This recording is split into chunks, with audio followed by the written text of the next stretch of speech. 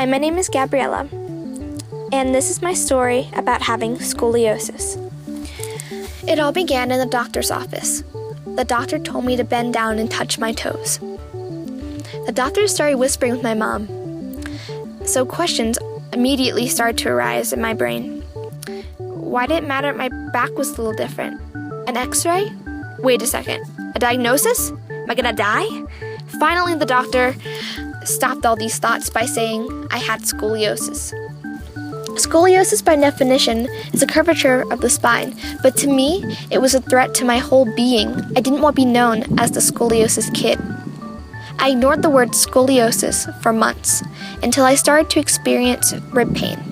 I ended up having to wear a brace at night, which is a stabilizer for the spine. It was really uncomfortable wearing this big, bulky plastic thing. The only good part was I could pick the color, purple. I was getting really fed up wearing the brace every single night. I hated the idea that this brace could define me, and I had to think about it every time I went to bed. Luckily, my dad found these exercises called Schroth method. So I began physical therapy sessions. It gave me hope that there was something more I could do besides wearing a brace. My physical therapists immediately were able to answer all my questions, which was a wonderful sign. So I began the Schroth method process. Imagine a spine nice and straight with 3 blocks representing shoulders, torso, and hips. Since I have scoliosis, my spine is crooked. Thus, my blocks are all a bit tilted.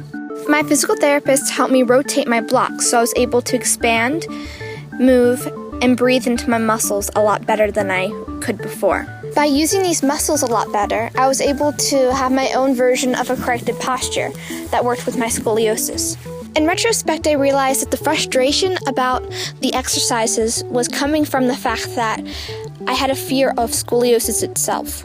And I had to learn to accept the fact that I had scoliosis. And it made me a little different, but it didn't hinder anything about my personality.